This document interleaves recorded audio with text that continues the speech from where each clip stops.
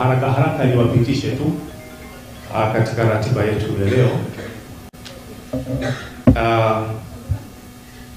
Kwanza tutakuwa na uwasilishaji wa mada mbalimbali kuhusu uwekezaji katika amana na hisa, ambapo tutamtarajia Profesa Mohamed Osame atatupitisha katika mada hiyo. Lakini tutapata nafasi ya kusikiliza fursa za uwekezaji kutoka Zanzibar. Mkurugenzi wa ZIPA tunafurahi kama tuko naye. Lakini kutakuwa na mada kuhusu mifuko ya hifadhi ya jamii na diaspora ambayo itawasilishwa na mkurugenzi wa ZSSF. Vile tutapata fursa ya kusikia fursa za uwekezaji katika makazi Zanzibar, na tunafuraha kama mada hiyo itawasilishwa na mkurugenzi wa shirika la nyumba la Zanzibar. Vile tutapata fursa ya kufahamu huduma za kibenki na diaspora ambayo itawasilishwa na mkurugenzi wa PBZ. Vile kwa upande wa Suzuki imeelezwa kwamba ndugu Mohamed Isa Ahmed Fome tuko naye ambaye atatupatia presentation kuhusu eneo hilo. Lakini baadaye tutapata fursa ya kuwa na maswali na majibu kutokana na mada ambazo zitakuwa zimewasilishwa. Baada ya hapo mgeni rasmi ataingia hapa ukumbini. Kama ilivyo mila na desturi zetu kama Watanzania, mara mgeni rasmi atakapokuwa ameingia hapo ukumbini, basi tutawaomba kwa heshima na taadhima tuweze kusimama na kuweza kumshangilia kwa vifijo, nderemo kwa ajili ya kuweza kumkaribisha hapa London. Tukio hilo litakwenda sambamba na wimbo wa taifa. Kabla mgeni rasmi hajakaa, basi tukiwa tumesimama, wimbo wa taifa utapigwa. Tukio hilo litafuatiwa na dua kutoka kwa viongozi wetu wa dini. Baada ya hapo, Mheshimiwa Balozi atapata nafasi ya kuweza kufanya utambulisho wa wageni walioambatana na Mheshimiwa Rais, lakini na sisi diaspora kama wageni. Baada ya hapo tutakuwa na neno kutoka kwa viongozi wa jumuiya za Watanzania hapa UK na Ireland, na hapa nimeelezwa kwamba kuna mwenyekiti wa ATUC TZ UK na Zanzibar Community watazungumza machache kwa niaba ya wanadiaspora. Baada ya hapo tutapata fursa ya kuweza kupata burudani ya vijana wetu wa kundi la Triple R&Z. Baada ya hapo Mheshimiwa Naibu Waziri wa Mambo ya Nje na Ushirikiano wa Afrika Mashariki ndiye atakayebeba dhamana ya kuweza kumkaribisha mgeni rasmi. Baada ya ukaribisho huo, Mheshimiwa Rais atapata fursa ya kuzungumza nasi, na baada ya hapo tutafanya uzinduzi wa link mahususi kabisa kwa ajili ya fursa mbalimbali ambayo inajulikana kama Tanzania Link Portal. Baadaye tutapata fursa ya kuweza kupiga picha kwa makundi mbalimbali ambayo tutatangaza hapo baadaye. Nimeeleza tutakuwa na refreshment na networking baada ya hapo, na ndio utakuwa mwisho wa hafla yetu ya leo. Kwa heshima kabisa na nimkaribishe Balozi John Ulanga. Yeye ni mkurugenzi wa diplomasia ya uchumi kutoka Wizara ya Mambo ya Nje na Ushirikiano wa Kimataifa. Yeye ndiye atakayekuwa moderator wa session hii ya mwanzo ya uwasilishaji wa Mheshimiwa Balozi. Karibu sana.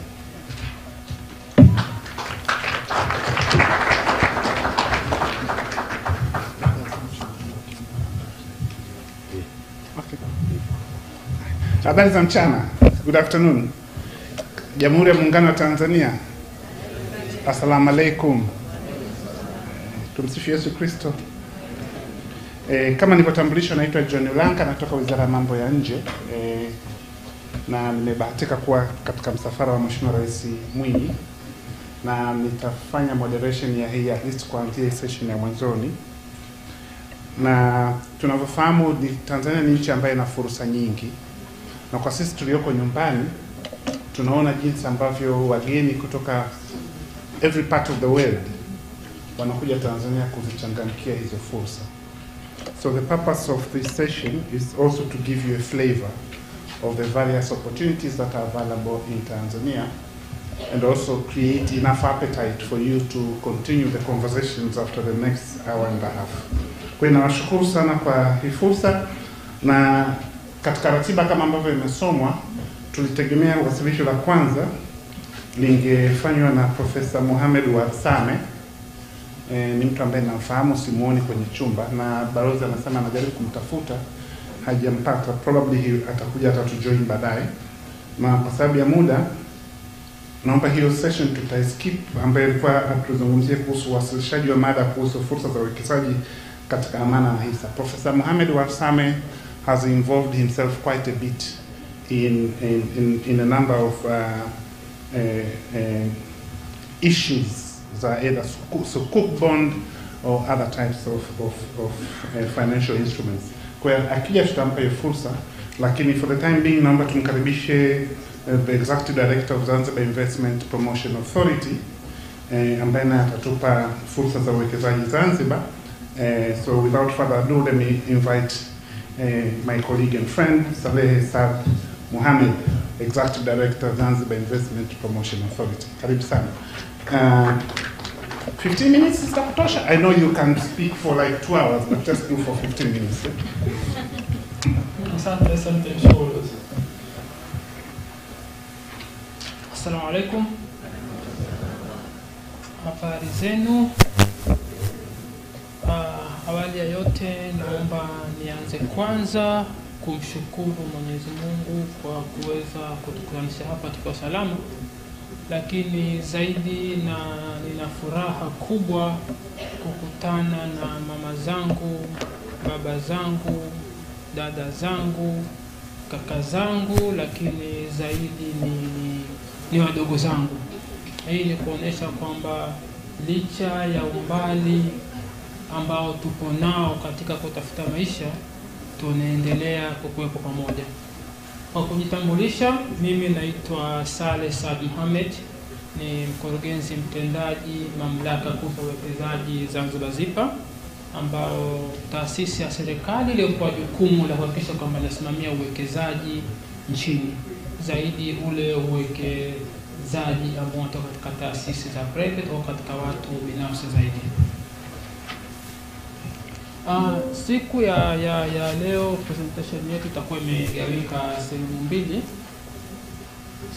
Sehemu ya kwanza itakuwa ni ile sehemu ya kuona baadhi ya taarifa chache kwa undani wake kuhusu Zanzibar na fursa zake, lakini sehemu ya pili itakuwa ni ile sehemu ya kuona video kuhusu opportunities ambazo zinapatikana.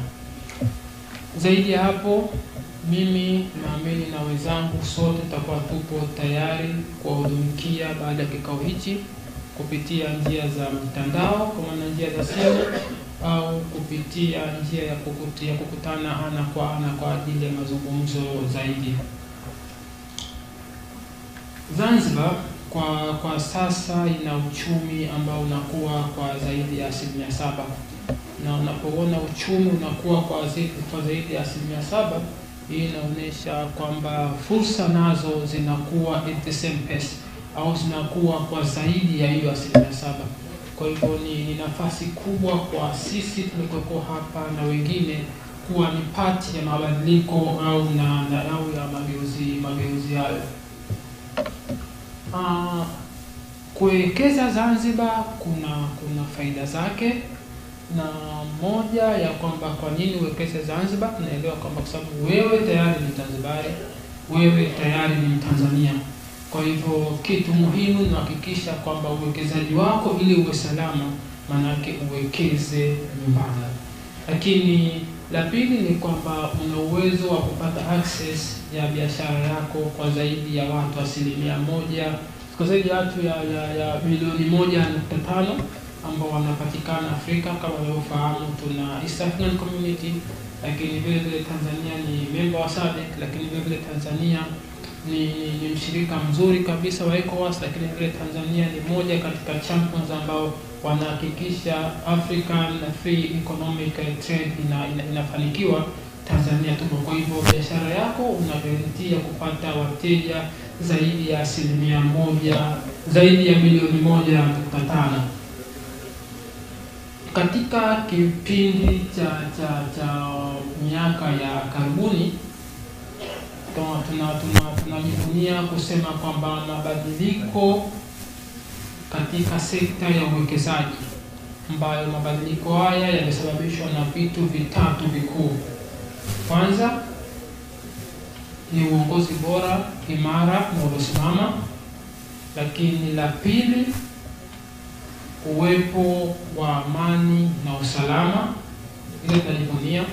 Lakini la tatu ni mabadiliko ya sheria ambazo zinakwenda kushajihisha uwekezaji, mabadiliko ya sheria ambayo yanampa fursa Mzanzibari, diaspora, Mtanzania kwa ujumla kuwekeza zaidi. Kwa hivyo ukitizama katika miradi hii ambayo mpaka sasa zaidi ya miradi 500 ndio imesajiliwa kwa kipindi hiki cha miaka 4, zaidi ya 60% miradi hii ni miradi ya hasa kawaida ya Watanzania kutoka Tanzania bara, au ni Watanzania kutoka Zanzibar, au ni Watanzania ambao wanaishi nje ya Tanzania. Kwa kuendelea, naomba tuende moja kwa moja katika hali halisi ya uwekezaji ambayo ipo kwa sasa.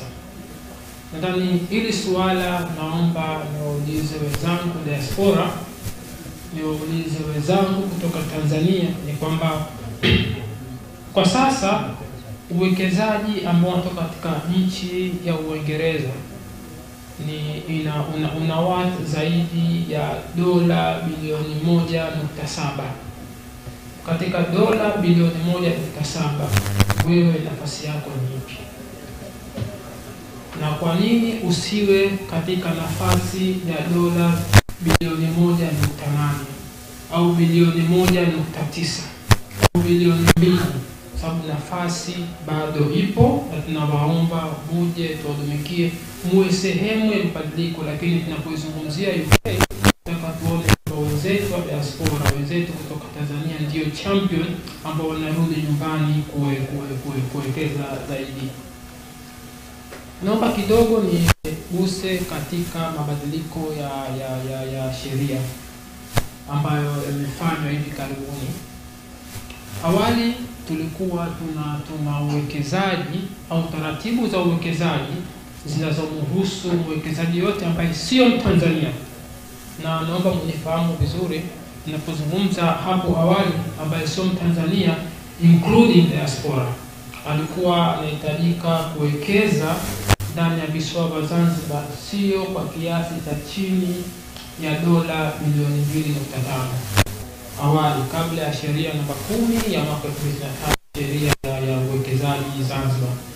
Lakini kwa sasa nazungumza kwamba diaspora amepewa kiwango cha dola 200,000. Kwa hivyo kutoka dola milioni 2.5 ambayo ili dhamana diaspora yeye awe pati ya uwekezaji, ili awe pati ya mtu ambaye anapata fursa za kufanya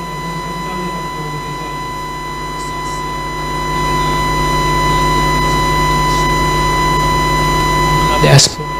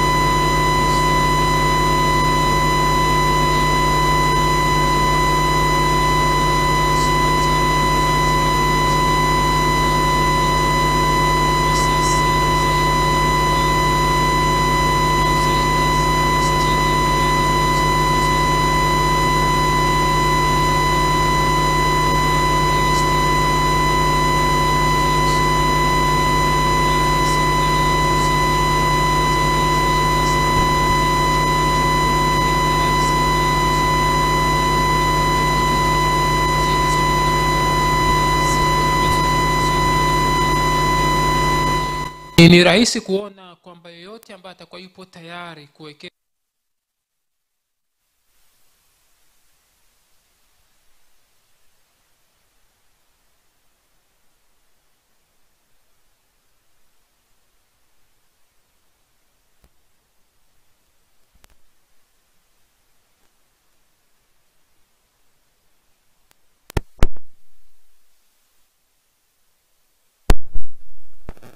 kiongozi wetu katibu mkuu Wizara ya Uchumi Bluu.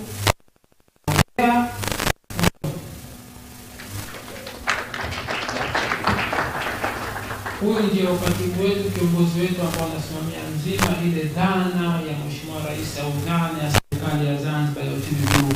Kwa kuongelea tu kidogo, dhana ya uchumi bluu imehusisha maeneo matano makuu, ikiwemo huo utalii wenyewe ambao tunazungumza, ikiwemo masuala ya uvuvi na ufugaji wa mazao ya baharini, lakini kuna masuala ya mafuta na gesi, kuna masuala ya miundombinu bahari kwa maana ujenzi wa viwanda vya mazao ya bahari pamoja na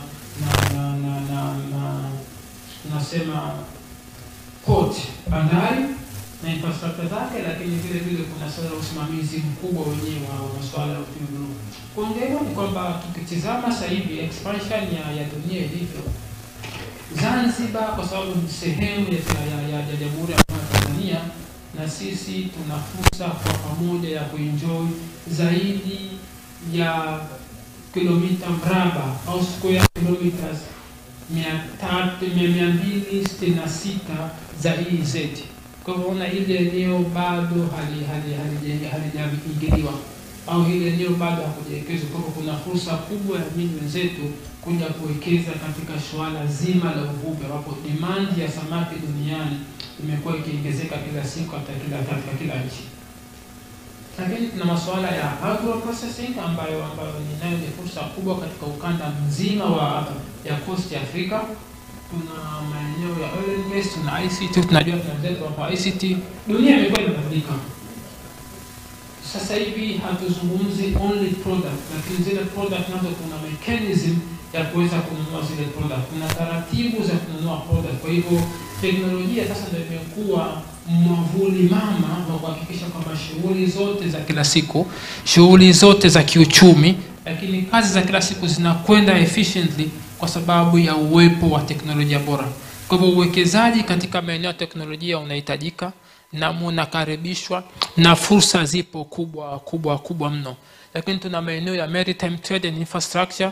Tayari serikali imeallocate eneo la Mangapwani, eneo ambalo lina zaidi ya hekta 3000 kwa ajili ya uwekezaji wa ujenzi wa bandari, lakini ujenzi wa chelezo, ujenzi wa maeneo ya biashara na viwanda, lakini vile vile tunazungumza masuala ya real estate.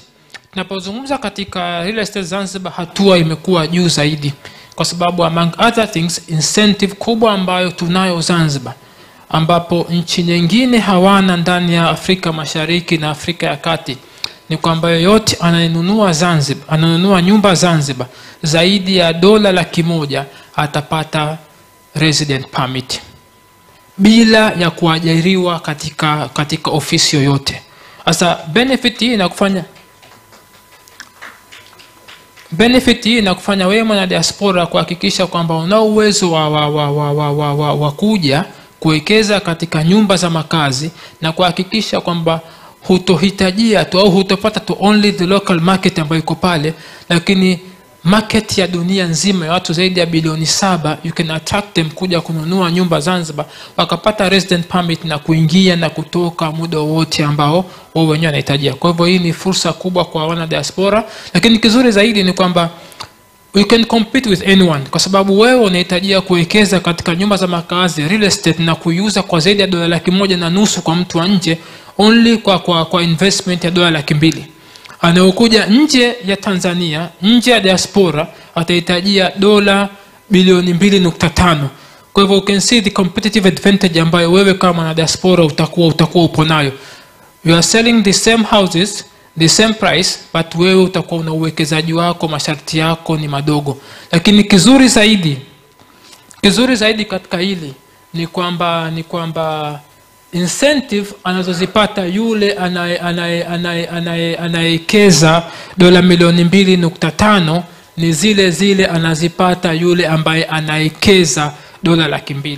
Sasa nadhani ni wakati mwafaka, ni wakati mzuri kwa wana diaspora wenzetu au Watanzania wenzetu kuhakikisha sasa kwamba wana focus kile ambacho wanakipata, wana focus maono ya uwekezaji wao kuweza kuwekeza nyumbani kwa sababu ya hizi fursa ambazo zipo. Hizi ni investment opportunities ambazo zipo Zanzibar. Kwa wale ambao wamebahatika kupata hivi vitabu, kifungua hivi vitabu, na wengine walikuwa hawajapata, nitaomba wanione niwapatie. Hivi vitabu vimeelezea fursa za uwekezaji katika taasisi za serikali. Kwa hivyo kuna miradi, kila taasisi ya serikali wanazi advocate, wako tayari kufanya kazi na mfanya biashara yoyote, mwekezaji yoyote ambaye yuko tayari kufanya kazi na serikali katika ule utaratibu ambao umewekwa. Lakini zaidi ya hapo, Zanzibar vile vile kupitia ZIPA ni custodian ya maeneo tofauti ya uwekezaji. Kuna maeneo kama la Mangapwani, kama tulivyoongea awali, ile eneo ndio linakwenda kufanya ile transshipment port ya Zanzibar ambayo inakwenda not only to compete but also to accommodate zile port zote ambazo zipo katika ukanda mzima wa Afrika Mashariki. Lakini tuko maeneo ya Afrika Economic Zone kama eneo la Fumba ambalo lina approximately hectare 3, tuna eneo la Micheweni Pemba ambalo lina approximately hectare 800.8, na katika eneo la Micheweni Pemba kuna fursa nyingi apart kama ile kuwekeza. We are open, mtu yote ambaye anataka kuja kuwekeza na serikali kwa ajili ya distribution na infrastructure, basi tuko tayari kufanya naye kazi. Kuna eneo la Amani Industrial Park, kuna eneo la Maruhubi and the airport. Lakini zaidi tulitizame eneo la Mangapwani lilivyogawika na kuna fursa gani katika eneo la Mangapwani. Ukitizama land use plan ya Mangapwani, ukiwacha ile tulichokiongea kuhusu development ya port infrastructure, lakini kuna sehemu za industrial city development ambayo nyote mnakaribishwa. Kuna sehemu ya logistic and warehousing of which naamini wenzetu wote mnaweza. Kuna sehemu ya land bank ambayo vile vile land bank ni land ambayo kwa reserved kwa uwekezaji, kwa hivyo still is a fursa, na kama mnavyoiona picha yetu inavyoonyesha hapo. Lakini tuna eneo la Fumba niliongelea mwanzo, ili ni eneo ambalo karibu na airport. Tuko na eneo la Micheweni with 808 hectares. Lakini vile vile tuna eneo la Dunga Zuzwe, ili ni eneo ambalo kwa reserved kwa ajili ya uwekezaji wa viwanda. Baada ya hapo, naomba nimalizie kwa kumuomba moderator huko tuangalie video ndogo kuhusu uwekezaji Zanzibar. Asante sana. Kwa maswala zaidi niko tayari baada ya hapa kupokea maswala na kuonana na mtu ana kwa ajili ya discussion zaidi.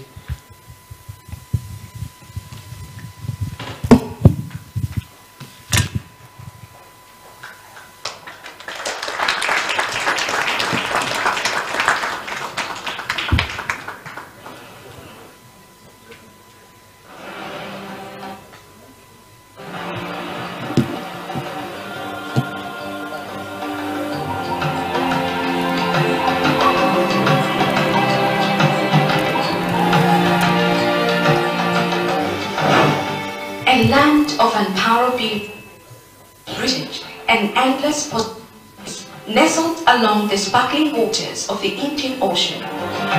This island is mosaics.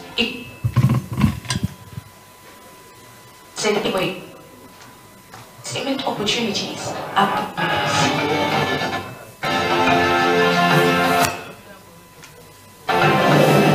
This is Zanzibar, a place where strategic location meets opportunity. Positioned at the crossroads of Africa, the Middle East and beyond, Zanzibar boasts an international airport with direct access to key global cities and a deep water port that facilitates international trade. As a proud member of the East African community, Zanzibar opens the door to a market of over 500 million people, making it an ideal hub for trade, commerce and logistics. Adding to its growing economic potential is the Micheweni, a bold initiative designed to drive industrialization, innovation, and a large-scale investment in key sectors. With a state-of-art infrastructure, investor-friendly policy, and strategic connectivity, Micheweni is set to become a regional powerhouse for manufacturing, logistics, and trade. The island is on the path towards economic transformation, offering a secure, profitable, and stable environment for investors in diverse sectors.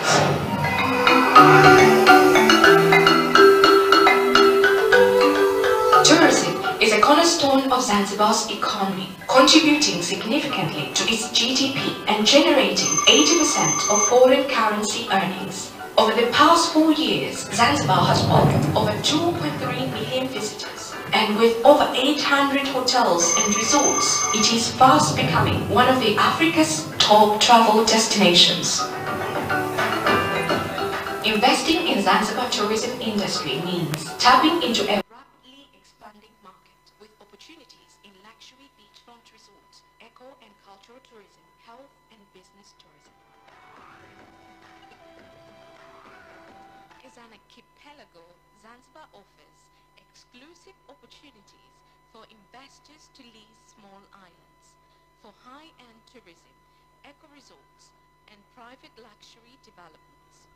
These islands provide a unique chance to create sustainable retreats, marine conservation projects, and niche hospitality ventures, catering to the growing market. Inclusive and eco experiences.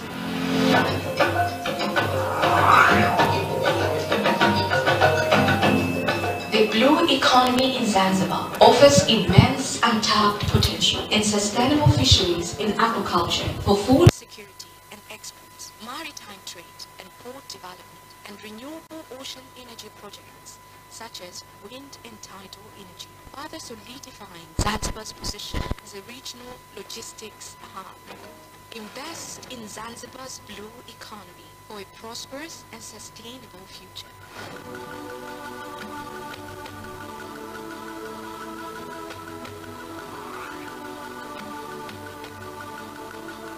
The thriving real estate sector in Zanzibar presents numerous investment opportunities, including luxury residential developments attracting high net worth individuals, mixed-use commercial and retail spaces supporting the island's growing economy, smart city projects and sustainable housing solutions to accommodate the annihilation.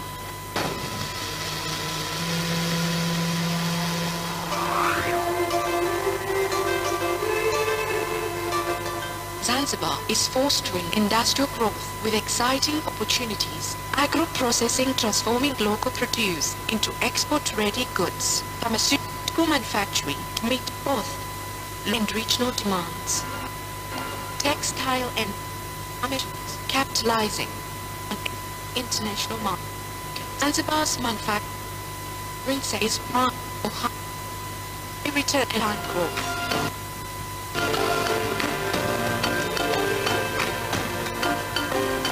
Zanzibar is more than just a destination. It is an economic powerhouse in the making. With its strategic location, investor-friendly policies, thriving tourism sector, and the diverse opportunities across sectors, Zanzibar offers a secure, profitable, and visionary environment for global investors. The revolutionary government of Zanzibar is now welcoming all prospective investors who wish to invest in Zanzibar.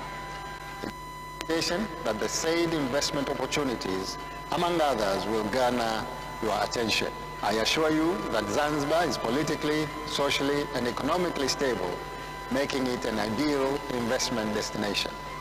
My government is committed to continuing our role to provide a conducive and friendly environment for private investment and business opportunities. We are looking forward to hosting and partnering with you to invest in Zanzibar now. Karibuni sana. The time to invest in Zanzibar is now. Explore and invest in Zanzibar now.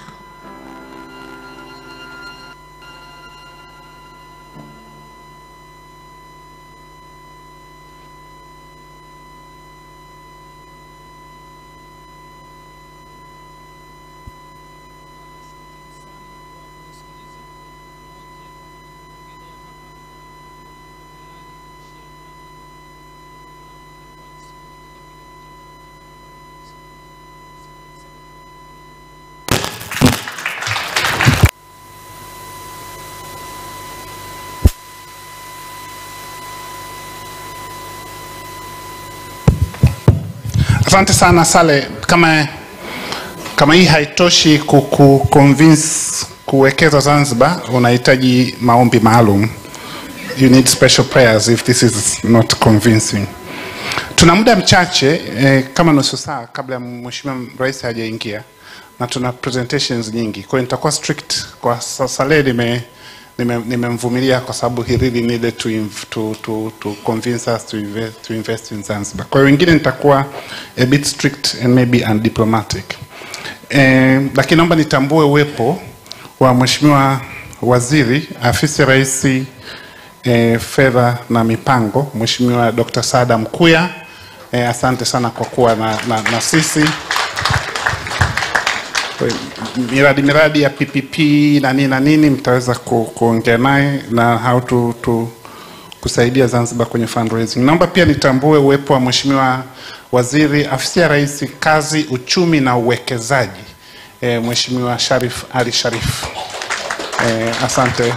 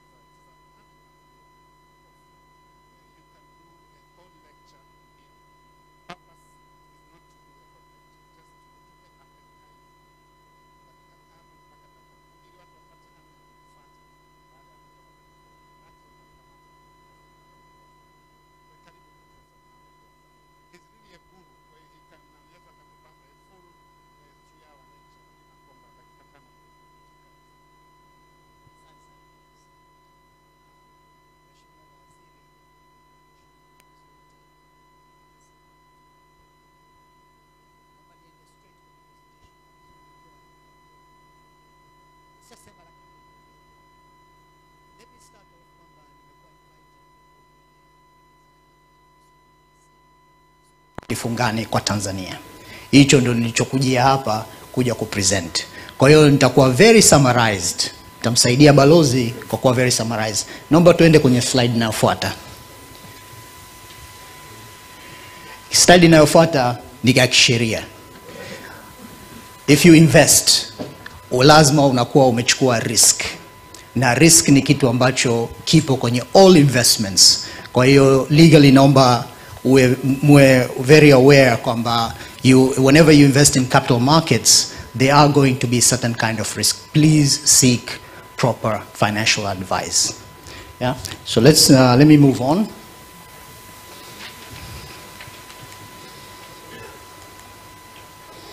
Yeah. So I think this is a summary that will cover almost everything which I want to talk about today. Kwa kusema kwamba soko za hisa za Tanzania na hati fungani, the capital markets za Tanzania zimekuwa. They are not as small as they used to be. So let me give you a history of myself as a diaspora. I used to live in the United States for over 20 years. I did my undergraduate, I did my PhD, I was a professor there. So I had the same challenge everybody has outside Tanzania. How do I invest back home?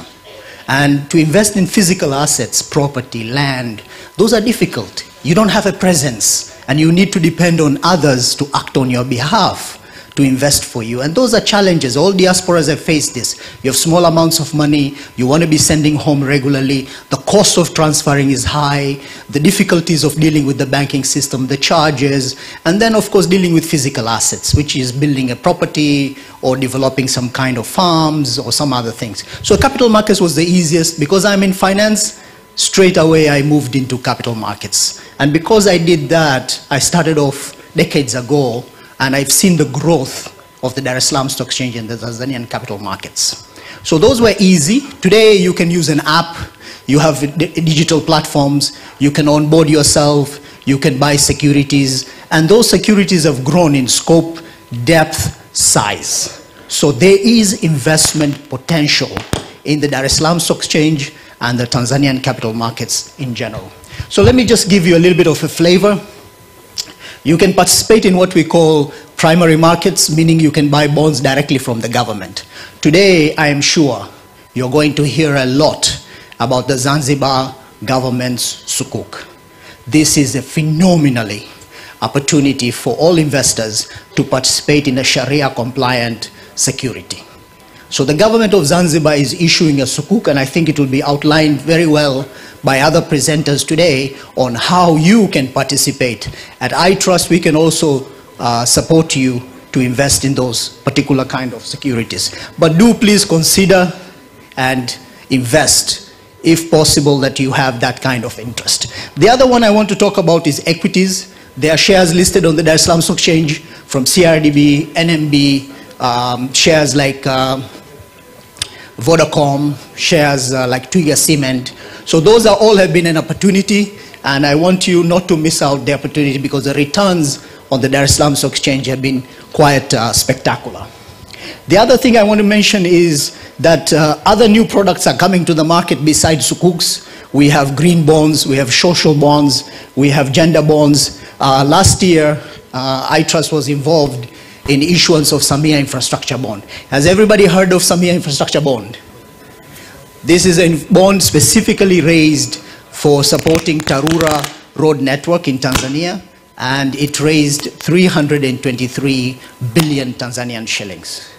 Let me repeat the number, 323 billion Tanzanian shillings for supporting rural roads. So that was a very, very phenomenal success. The same thing is happening with the Zanzibar government sukuk. The government is looking for 300 billion with a green shoe of 300 billion. That is also a phenomenal amount that will support the economic development of Zanzibar.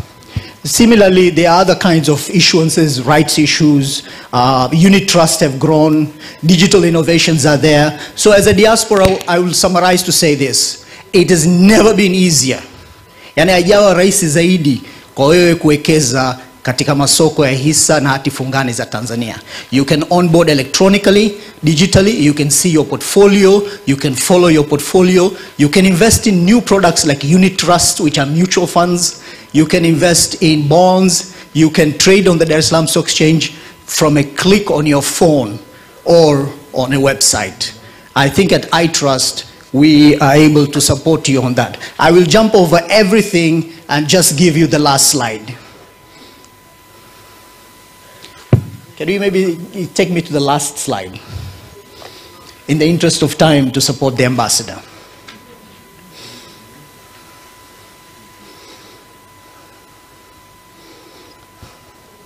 Just the last slide. I won't give the lecture. The full lecture is available for anybody who wants it. Yeah, let's just go to the last slide with the contact information.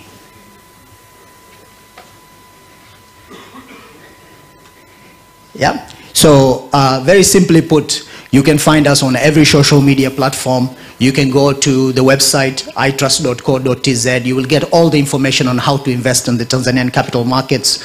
You can be able to call, you can be able to email. Please feel free to reach out to our team. If you're interested in investing in Tanzania, in the capital markets, on owning financial assets in the country, please contact us and we will facilitate it. Thank you very much.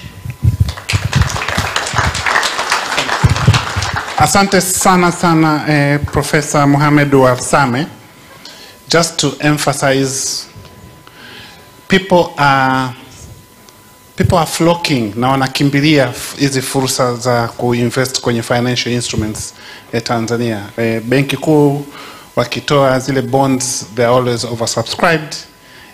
Hata hizi kama umesikia Samia Infrastructure Bonds na vitu kama hivyo always ziko oversubscribed. So please take advantage na muongee na Professor Warsame. Naomba nitumie nafasi hii kutambua kuwepo kwa mkurugenzi mkuu wa shirika la bima Tanzania, Bwana Kaimu Mkeyenge.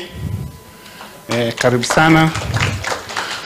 Nitambue kuwepo kwa mtendaji mkuu wa shirika la ndege Tanzania, Air Tanzania Corporation, Engineer Peter Ulanga, who happens also to be my twin brother, but purely coincidence that we are both in London at the same time. Naomba sasa nimkaribishe mkurugenzi mkuu wa shirika la nyumba Zanzibar, Bwana Sultan Said, atupe naye wasilisho lake la fursa zilizopo kwenye uwekezaji wa nyumba Zanzibar. Karibu. Asante sana.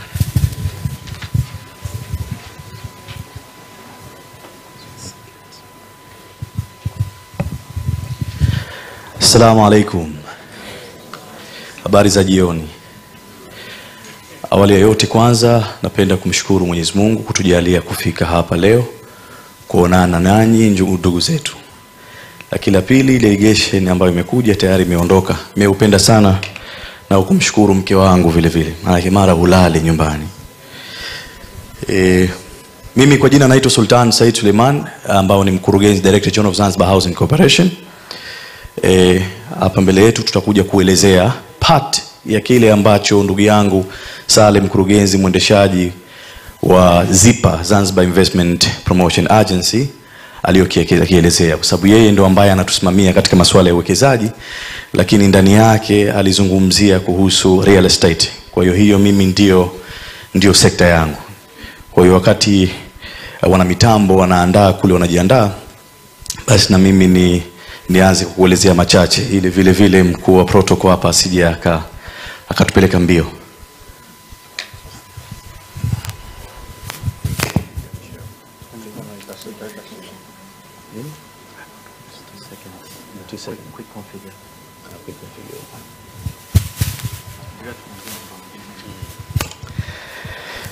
Kwa kuokoa muda, jamani, naomba niwaelezee machache ambayo tuko nayo. Sisi kama shirika la nyumba Zanzibar,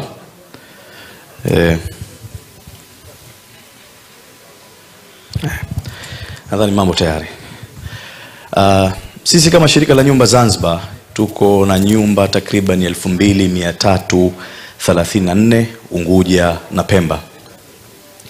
Sasa kwa sababu ya kwenda mbio, tukianza na introduction kuhusu ZSC, ni public corporate ambayo imekuwa established under ZSC Act ya mwaka 2014 namba 6, ambayo lengo lake kubwa ni kudelivering affordable and sustainable and high quality housing solutions. Lakini kwenye mission yetu ni become a center of excellency for the provision of quality and affordable housing Zanzibar. Nataka kuenda kwa sababu huko mbele kuna maelezo mengi ambayo nitakupeni kuhusu miradi, sababu mimi nakuja kuuza nyumba hapa. Kwa hiyo nataka niwauzie nyumba kwa haraka sana. Vile vile to be a leading institute in the sector of real estate business in Zanzibar. Lakini core values zetu ni integrity, innovation, sustainability and community impact. Kuhusu overview yetu ya project ya ZSC Zanzibar intending to deliver innovation, high quality and sustainable housing. Lakini naomba niwaelezee kwa ufupi kwamba kwa sasa tuna project ambazo tumeanza nazo kuzijenga, ambazo project yenyewe tumejenga kwa Mchina. Mulio wengi ambao Wazanzibari mtakuwa mnapajua kwa Mchina ni wapi. Tumejenga nyumba takriban ya 72, ambazo nyumba za vyumba vitatu tumejenga nyumba 40, lakini nyumba za vyumba viwili tumejenga 32. Na kwa bahati nzuri hizi zote zimeshauzwa, na miongoni mwao ambao wamenunua ni wana diaspora. Vile vile kuna project ambazo ziko under construction sasa hivi.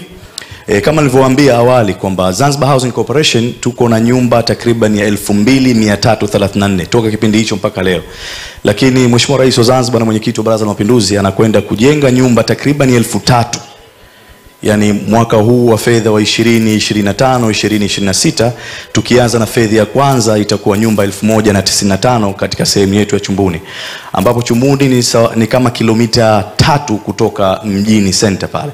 Wengi mtakuwa mnapajua. Kwa hiyo tunakwenda kutengeneza nyumba nyingi kwa ajili ya kuwasaidia wananchi kupata nyumba hizo. Lakini vile vile ziko una uwezo wa kununua kama wewe diaspora. Baadaye nitaelezea namna gani mnaweza kununua kama diaspora. Lakini vile vile kuna project nyingine ya Kiembe Samaki. Hii naomba kuelezea kwamba nayo tumeshaanza kuitekeleza, isipokuwa kwa bahati mbaya nzuri imeshanunuliwa yote.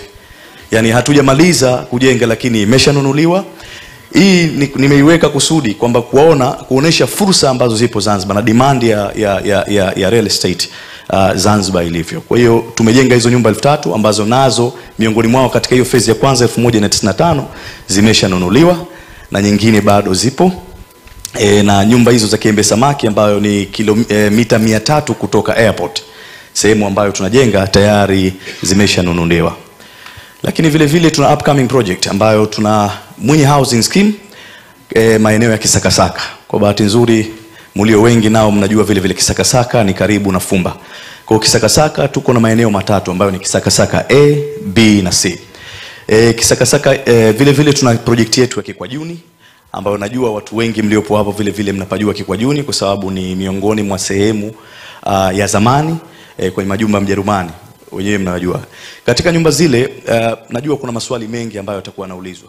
Ambao unatizama time, naomba nilielezee hili kwa sababu vile vile nilipata maswali mengi kwa wana diaspora walikuwa wananitumia message na kuniuliza ni namna gani sasa mnakwenda kuzivunja hizi nyumba, lakini sisi ambao tuna nyumba zetu pale tutakaje. Kwa utaratibu ambao tumeweka katika kupata nyumba zenu ni kwamba tunafanya registration kwa kila mtu ambaye ana nyumba ya kwake. Alafu tunakupatia fedha kwa ajili ya kujikimu kwa muda wa construction, na tunakuambia muda wa construction ni upi. Ukimaliza unapewa nyumba yako kama ilivyo. Why tunafanya hivyo? Kwa sababu lile eneo tayari ni kubwa, ni zuri, lakini nyumba zenyewe hazikaliki tena. Manake Dr. Hussein Hassan Mwinyi anataka kutengeneza ile good standard of living kwa Wazanzibari. Ile eneo ni chafu, ni baya, halifai tena. Kwa hiyo ni uthubutu ambao kauanza yeye na kutoa fedha nyingi kwa ajili ya kutekeleza mradi wa Kikwajuni. Mradi wa Kikwajuni tuna nyumba takriban ya 157, lakini eneo hilo hilo baadaye mtaliona tunakwenda kutengeneza nyumba 1095 kwa ajili ya Wazanzibari na wana diaspora wengine waweze kupata makazi bora na salama na miji yetu tuweze kuitengeneza. Tusio tunakwenda katika miji mingine tunaona watu wanaishi katika nyumba nzuri lakini kwetu kule hakuna nyumba nzuri. Kwa hiyo hilo ndio lengo letu kubwa kwa ajili ya kuziondoa hizi nyumba. Lakini tuna project yetu ya Saateni, tuna nyumba takriban 52. Tunakwenda kutengeneza nyumba takriban 1209. Vile vile tutaona presentation yake huko mbele, lakini haya ni maelezo mafupi. Lakini tuna eneo letu la gofu, tunakwenda kutengeneza big commercial center pale, mtaiona vile vile huko mbele. Vile vile tunamfikiwa Pemba. Vile vile ni karibu na airport pale, tunakwenda kutengeneza takriban unit 180.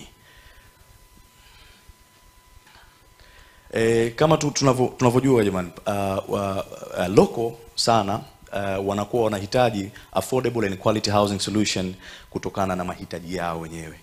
Kwa sababu tunajua vipato vyetu vya kule. Tumekuja na solution moja nzuri sana kwa sababu tukizungumzia issue ya affordable house, maana je, ni nyumba ya bei rahisi au ni nyumba ya bei nafuu, nyumba nafuu au nyumba ya bei rahisi? Sisi kwa upande wetu Zanzibar kule tuna scarcity kubwa sana ya material. Kwa hiyo tulichokifanya tume subsidize baadhi ya mambo mengi sana katika ujenzi wetu na kuwatengenezea wananchi waweze kununua payment mode zao ziwe kidogo kidogo ambao watalipa kwa mkopo wa single digit. Hata wewe mwana diaspora vile vile ukija ukichukua mkopo leo pale kwa ajili ya kununua nyumba, kwa kawaida hapo mwanzo ulikuwa unanunua kwa mkopo wa kawaida 14%, 15%, 16%, 18%. Lakini sasa hivi tumesacrifice baadhi ya vitu vyetu kwa ajili ya kupata single digit kwa mwananchi, sio kwetu sisi. Wewe unaposema unanunua nyumba kupitia shirika la nyumba, utapata mkopo wa single digit kwa muda miaka 25. Kwa hiyo inategemea na kipato chako wewe mwenyewe. Kama utataka miaka 10, miaka 5, miaka 4, basi utakwenda benki na tutakupa formula yetu kwa ajili ya kupata hizo nyumba kuweza kuzimiliki. Kwa vile vile wa Tanzania bara vile vile wa Tanzania bara kwa upande wetu wa bara vile vile wao wanaangalia sana, kwa sababu wao wanachokuja kukifanya miongoni mwao wengi hawaishi. Kwa hiyo wananunua kwa ajili ya kuangalia fursa za real estate. Lakini vile vile diaspora mnaangalia sana kuhusu namna gani mnaweza mkapata umiliki. Huko mbele vile vile tumeelezea, nitakuja kuwaelezea sana kwa ajili ya muda ili tuweze kuokoa. Foreigner vile vile jamani, kama alivyoelezea mwenzangu aliopita hapa, investors wanakuja sana kwa ajili ya kuwekeza Zanzibar. Kwa hiyo na sisi nitakuelezeni fursa zilizoko huko mbele tunapokwenda katika presentation. Mmoja wana diaspora, naamini kuna wengi hapa ambao wanaangalia namna gani wanaweza kuja kuwekeza Zanzibar, lakini hawapati hizo fursa. Sisi tumekuja, baada ya hapa tutakaa na nyinyi kule mbele nyuma au baada ya hapo kwa ajili ya kuelezea fursa zilizopo na namna gani unaweza kuwekeza katika shirika la nyumba.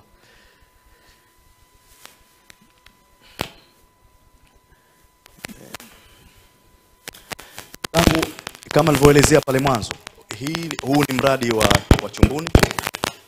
Huu ni mradi wa kwa Mchina ambao tayari umeshajengwa na umemalizika, ambao ulikuwa una unity 72. hizo ndo nyumba zenyewe. Lakini baada ya kujengwa, sasa hivi tunamalizia landscaping, zimemalizika na tayari watu wameshakabidhiwa. Tuende speed kidogo ili tuweze kupata katika maelezo yetu.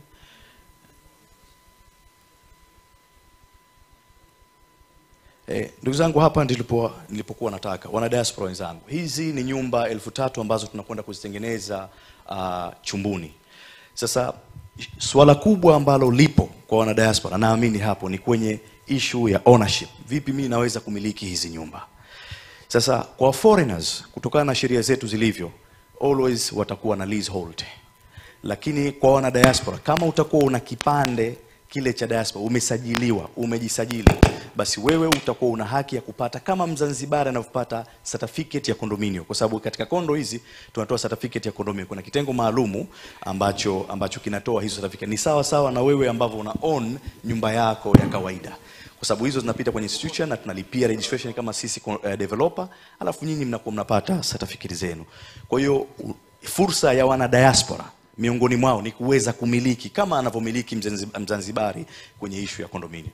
Kwa hiyo ndugu zangu, hizi ni nyumba ambazo tunakwenda kuzijenga 1000 na sasa hivi zimeshaanza kujengwa. Hapo ndo kama mnavyoona, tuko kwenye base ambao tunaweka ile rough foundations katika eneo la Chumbuni, ni mita 300. Kwa hiyo naomba kidogo tuweze kuiangalia.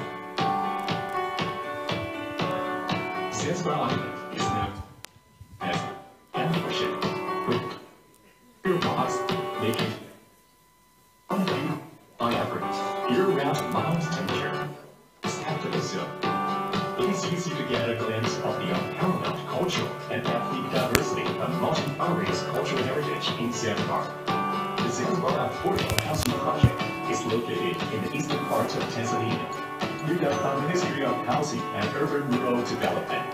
The project covers an area of 28.21 ha and has a total built-up area of 32.24 ha. Project is equipped with comprehensive supporting facilities, including medical clinics and educational facilities, providing residents with perfect living environment. White, orange, and dark green paints are used in the facade of beauty to create simple and elegant appearance.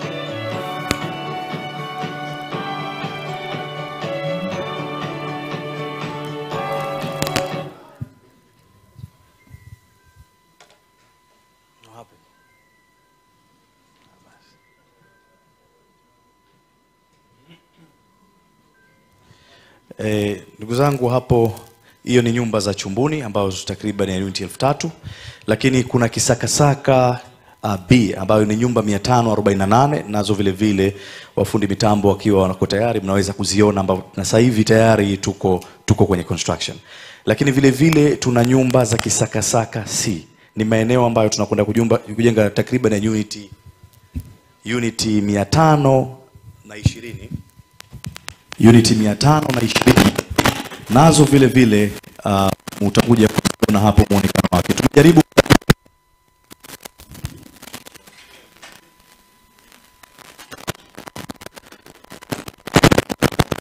Tumejaribu kubadilisha kila mtu aweze poleni kidogo fundi.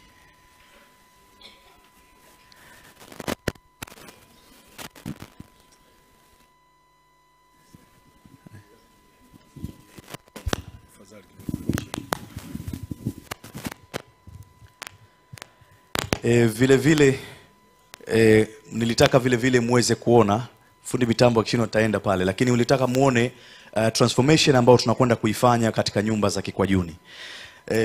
Sisi kama Zanzibar Housing Corporation, miongoni mwa vitu ambavyo tulivyokuwa tunaviangalia ni kwamba kodi ya nyumba kwa wananchi ilikuwa ni ndogo sana.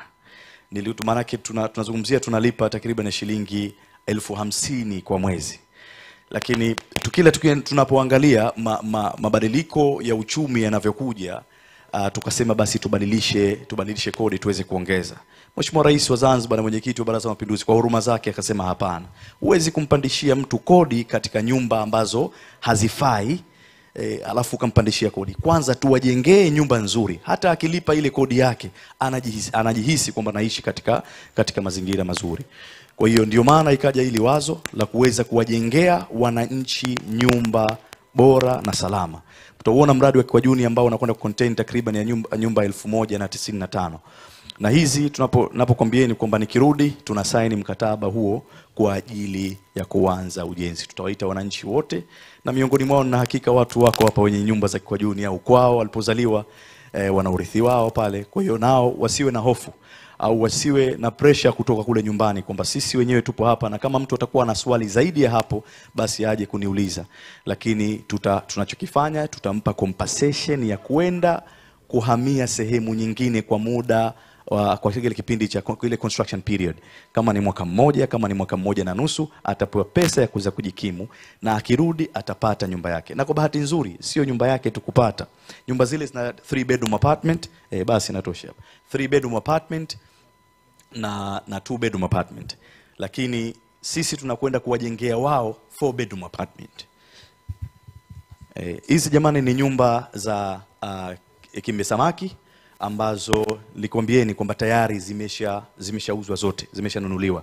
Na miongoni ambao wamenunua ni wana diaspora, ambayo wakimaliza tu kumaliza zile fedha zao, kwa sababu tumeweka installment, tawaelezea hapo mbele namna gani malipo yanakuja, na kuna vipeperushi vyetu vile katika meza vipo, mtaweza kuona namna gani unaweza kulipa. Payment mode tumetumia hivi. Kwa hiyo hizo ndo nyumba ambazo tumezijenga Kiembe Samaki, nyumba 24 na kwa Abdalla Rashid kwa wale ambao wanapajua.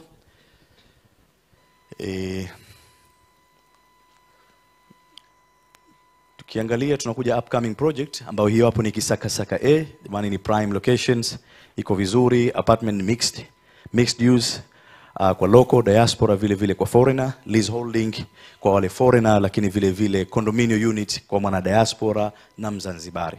Kwa sababu tunajua kwamba Mzanzibari anapokuja pale watu wa immigration wanaweza kuja kuelezea zaidi, lakini kuna sheria nyingi ambazo tunamtaka foreigner awezi kucomply na kodi zetu.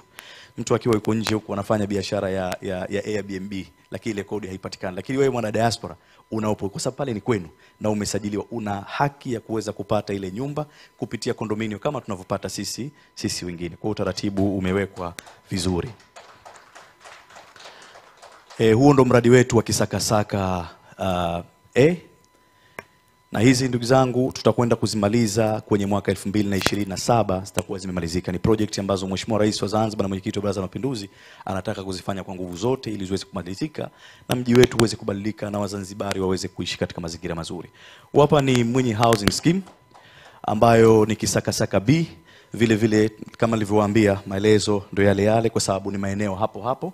Maeneo sio mbali sana na mjini, ni karibu na Fumba ambao ni mji mkubwa sasa hivi kwa Zanzibar, ambao ni mji ambao unakuwa kwa kasi sana, na unit zenyewe sio nyingi sana ndugu zangu. Kwa hiyo wana diaspora mjitokeze, mimi nifanya biashara, mjitokeze kwa ajili ya kununua 548 units. Kwa maelezo zaidi mimi nitakuwepo pale kwa ajili ya kuweza kuelekeza namna gani unaweza kumiliki nyumba Zanzibar ukiwa mwana diaspora. Na huo ndo mradi wenyewe. Kutakuwa kuna social amenities nyingi ndani yake.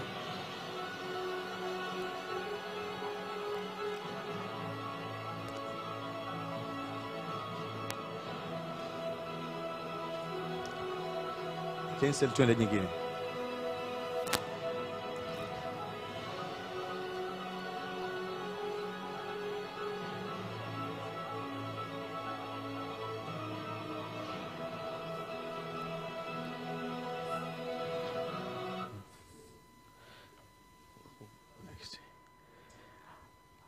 Najua hamu ya wengi sana kwa wale wa Zanzibari ambao wanapajua wanataka Kikwajuni. Kikwajuni jamani inakwenda kuwa a beautiful city.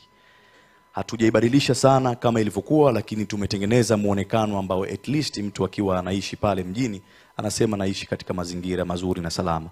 Leo tunakuta kwamba nyumba zetu hizi ambazo tumeziacha zimechakaa, maeneo ya Ugamba, maeneo ya Makunduchi, Michenzani na maeneo mengine. Nikwambieni kiuhalisia, manake ndio chanzo wakati mwingine hata hii milipuko ya maradhi. Inawezekana kwa sababu ya uchafu tu uliopo pale. Kwa hiyo sisi kama Zanzibar Housing Corporation tunataka kujitahidi kuondoa tatizo hilo, kuwajengea Wazanzibari.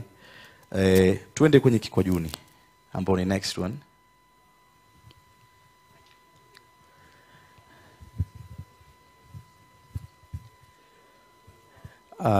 Nitaka nieleze jambo jingine kwa wana diaspora. Vile vile tuna opportunity ya kuwekeza na nyinyi. Wako wana diaspora ambao wamekuja kuelezea interest zao za sisi kuweza kuwapa maeneo kuingia na ubia, ikiwa ni JV, PPP au EPC+F. Kama sio hiyo Nyamanzi, ikisakasaka si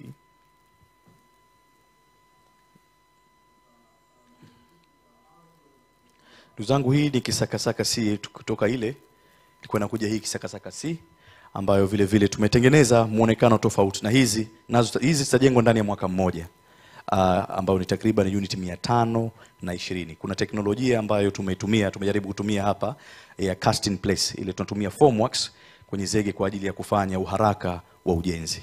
Kwa hiyo vile vile tunawakaribisha wana diaspora, kwa yule ambaye ana idea au anaijua teknolojia ambayo sisi inaweza kutusaidia kama shirika la nyumba Zanzibar, basi tuko tayari kumsikiliza na kuweza kujaribu kupractice teknolojia hiyo. Lakini teknolojia ziko nyingi. Kuna baadhi ya teknolojia ukifanya environmental impact assessment zinakuwa hazikubali kutokana na mazingira yetu na nature ya watu wetu kule. Kwa hiyo nyingine zinakuwa ni maboksi zile inaitwa light wall panel, na kwa kidogo si nzuri sana kwetu sisi. Hiyo ni kisakasaka si, naomba isije ikaganda nayo vile vile. Hii hapa ni Nyamanzi, ambao hapa tunakwenda kujenga nyumba takriban 210. Nyamanzi ni karibu na CPS, ni Fumba kabisa. Vile vile tunajenga, huu ni mradi ambao tayari uko karibuni kuingiwa saini baina ya ZSC na developer ambaye atakuja kudevelop huu mradi.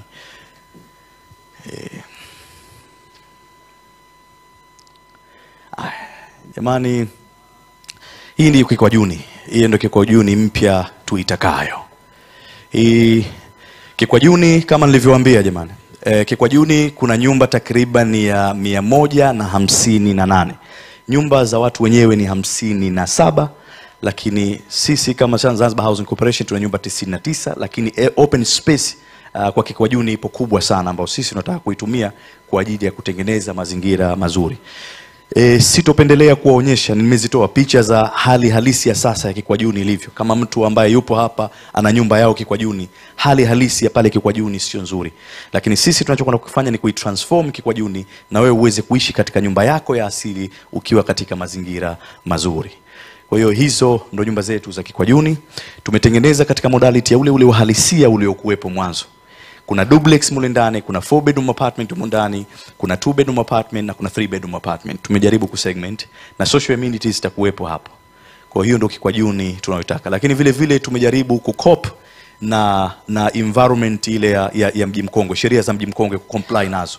Kwa sababu pale tuko katika buffer zone ya Mji Mkongwe, ile heritage tusiweze kuiaffect. Kwa hicho ndio ambacho tumekifanya. Kwa bahati nzuri naomba kuonyesha hapa tena limetokeza. Mkiziangalia hizi blocks zote zimefanana isipokuwa block hii hapa.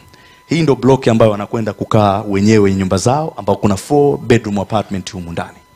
Tumeitengeneza unique tofauti, alafu iko barabarani ili wasiseme mimi mmeniweka ndani. Hiyo itakuwa haipo. Ili mradi Mheshimiwa Rais anachokitaka kila mmoja aweze kusatisfy yeye mwenyewe. Najua kuna wengine wamezaliwa pale nini, lakini jamani tujaribuni kuwashawishi hata na wenzetu wakubali hii transformation. Kwenye mabadiliko lazima kuna ugumu. Lazima wengine kidogo watakuwa wanaumia. Sema history palikuwa pana mti wangu hapa. Huu mti nilikuwa naupenda kaupanda babangu, lakini kuna wengine wanaumia kupitia mti huo. Kwa hiyo tujaribu kusacrifice ili tuweze kutengeneza mazingira mazuri kwa Wazanzibari. Kwa hiyo ndio Kikwajuni tuitakayo. Kama nilivyowaambia, hii hapa ni Saateni, tunakwenda kutengeneza takriban nyumba 209. Na Sateni tuna nyumba kama 57 zetu kama shirika la nyumba, hazina mazingira mazuri, haiba yake sio nzuri, lakini Mheshimiwa Rais akasema hapana, tu transform hapa ili watu waweze kuishi. Na hii yote tunazungumza ni town area, kwa sababu ukishuka pale mjini nyumba ni chafu, mbaya, haziko katika muonekano mzuri. Na nitakuonesheni huko mbele squatters zetu za Wazanzibari. Pengine wengine wanakuja mara kwa mara, lakini wengine kuja mara kwa mara. Nionyesheni uhalisia katika zile squatters. Leo hii nikwambieni, na hili sijawahi kulisema sehemu, naomba niwaambie, shule ambazo Mheshimiwa Rais kazijenga, hospitali ambazo kazijenga, na hakika hata sisi watoto wetu wakienda kule skuli hawataki hata kurudi nyumbani. Nikwambieni, shule ni nzuri sana. Sasa vile vile Mheshimiwa Rais akasema tujenge nyumba ili hata wakirudi nyumbani kuwe kuzuri nako. Kwa hilo ndio ambalo tunataka kulifanya. Kwa hizo ni nyumba za Sateni, kwa ambayo wanapojua Sateni ni takriban ya mita 500 kutoka darajani, sio mbali. Na hizi mnazoziona jamani, all designs ambazo zipo zimetengenezwa na vijana wetu wa Zanzibari. Hii ni golf, kwa wanapo mnajua ni commercial building ambao wanakwenda kujengwa, na tayari kaka yangu ananisaidia pale, muda si mrefu tutatia saini mkataba huu kwa ajili ya ujenzi. Na hapa ni Mfikiwa Pemba, kwa wale ambao wanakujua Pemba washaenda pale Mfikiwa tunakwenda kutengeneza.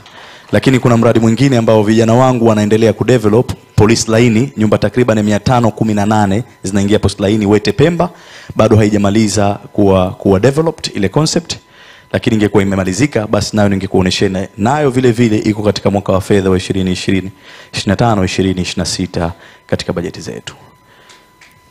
Hiyo ndio Pemba yetu mpya ambao tunaitaka. Harakisha target areas. Kwa nini tunasema tunaziondoa zile squatters? Hii jamani, mara mwisho nilitaka kuonyesheni, hii ni Kwahani. Kwa wengi wenu ambao mnapojua Kwahani, hii ndio squatters ambao tunakwenda kuiona iko mjini na watu wetu ambao Wazanzibari ndugu zetu wanapoishi. Nyumba moja ambayo pengine ina square mita takriban ya 105, lakini zinaishi familia 6, familia 5. Nyumba hizo zina watu wengi conjunct. Kwa hiyo Mheshimiwa Rais tunakwenda kuziondoa hizi na kuwapa watu nyumba nzuri. Hii ndio kikwaji. Kwa hiyo hiyo ndio squatters ambayo ipo mjini, lakini tunakwenda kuitransform. Jamani, kwa hayo machache, asanteni sana, muda umetuacha mkono.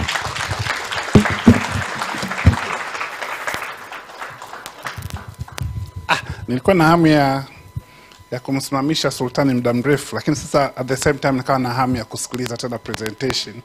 So unajua kule kwetu bara unapouza nyumba kimoja unasema it is 5 minutes walk or 5 minutes drive to the beach. Sasa wenzetu Zanzibar kila mahali ni a walk to the beach. Kwa hiyo they don't even talk about the beach. Yani beach kwao ni something in the backyard. Jamani, fursa. Na sisi mimi kama nilivyosema nasimamia diplomasia ya uchumi. Tunapata foreigners wengi wa Poland, wa Russia, wanakuja na wanakwenda Zanzibar, either watakwenda ZIPA, watakwenda Zanzibar Housing Corporation kutafuta fursa ya uwekezaji katika nyumba, because as we know all the rich people either made their money or keep their money in real estate. Jamani, fursa hiyo. Naomba nimkaribishe sasa kaka. Mbona mpaka umevaa na special microphone hapa, sijui kama umeshaiwasha. Naomba utusaidie kwenye time management. So mkurugenzi mkuu wa Zanzibar Social Security Fund, none other than Bwana Nasor Amer, atakuja kuongea na sisi kuhusu fursa katika mifuko ya hifadhi ya jamii na diaspora Zanzibar. Karibu sana Nasor.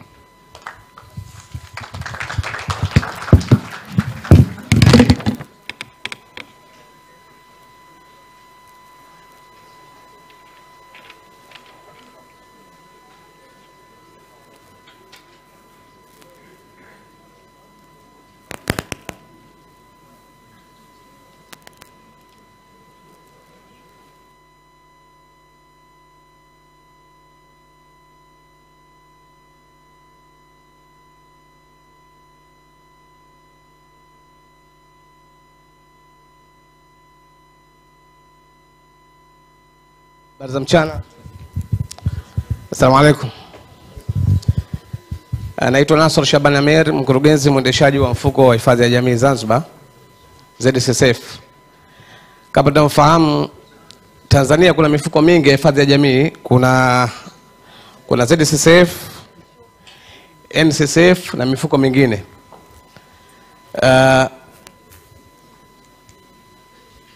Tutaangalia kwanza ZCCF, ni mfuko ambao umeanzishwa Zanzibar na sheria namba 2 ya mwaka 1998, lakini kafanywa marekebisho na sheria namba 2 ya mwaka 2005. Ni madhumuni ya mifuko ya hifadhi ya jamii ni kutoa hifadhi ya jamii kwa mwananchi au mwanachama pale ambapo anapofikwa na shida. Watu wengi sana wamekuwa wanadharau kujiwekea akiba baadaye kupitia social funds, lakini pale anapofikwa na shida anafahamu umuhimu wa social fund. Kwa sasa serikali ya Zanzibar inaongozwa na Dr. Hussein Ali Hassan Mwinyi. Serikali yetu ndio garanta mkubwa wa social security kwa Zanzibar. Lakini vile vile mfuko wetu wa hifadhi ya jamii uko chini ya Wizara ya Fedha ambao unaongozwa na mama Chuma Dr. Saada Mkuya Salum, ametambulishwa pale yupo. Lakini vile vile mkurugenzi mwendeshaji, yeye ndiye msimamizi wa shughuli za kila siku za mfuko wa hifadhi ya jamii Zanzibar. Hizo ni mission na vision zetu. Tupo pale, baadaye tutapatia. Lakini mfuko wa hifadhi ya jamii licha ya kuwa ule mwenyekiti anachaguliwa na Mheshimiwa Rais na mkurugenzi anachaguliwa na Mheshimiwa Rais, tuna bodi yetu pale, lakini mkurugenzi mwendeshaji ndiye msimamizi wa kila siku wa mfuko wa hifadhi ya jamii. Kazi kubwa ya mfuko wa hifadhi ya jamii kwanza ni kusajili wanachama, lakini kuweka record, kumbukumbu za wanachama, kukusanya michango ya wanachama, kulipa mafao na kuwekeza kile kiasi ambacho kilichozidi kwenye wekezaji kwa ajili ya kulipa mafao na vinua mgongo. Mafao ambayo tunatoa kwa sasa, tunatoa mafao ya uzeeni. Mtu yote ambaye ni mwanachama wa mfuko wa hifadhi ya jamii Zanzibar ZCCF anapofikia umri wa hiari wa miaka 55 au miaka 60, tunamlipa kinua mgongo lump sum money, alafu tunamlipa installment kila mwezi. Lakini vile vile tunatoa mafao ya invalidity ikiwa kama member wetu amepatwa na dharura yote ya kimaradhi na daktari dhamana akituthibitishia kama mwanachama amepata maradhi, tunamlipa.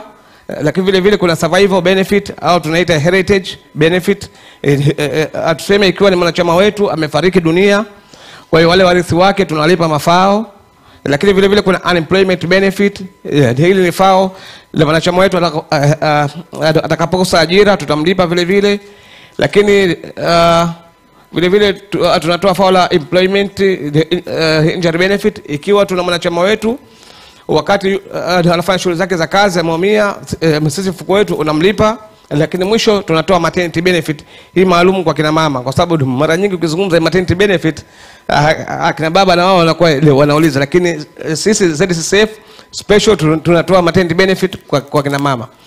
Kwa hiyo hii ni graph ambayo inaonyesha wakati wa serikali ya awamu ya 8 ilivyoingia madarakani inaongozwa na Dr. Hussein Ali Hassan Mwinyi, mfuko wa hifadhi ya jamii ulikuwa una asset ya shilingi bilioni 610 Tanzania shilling. Lakini mpaka mwaka 24-25 ndio mfuko wa hifadhi ya jamii umepanda portfolio yake na umekuwa una thamani ya 1.31 trillion sasa na GBP 373 milioni.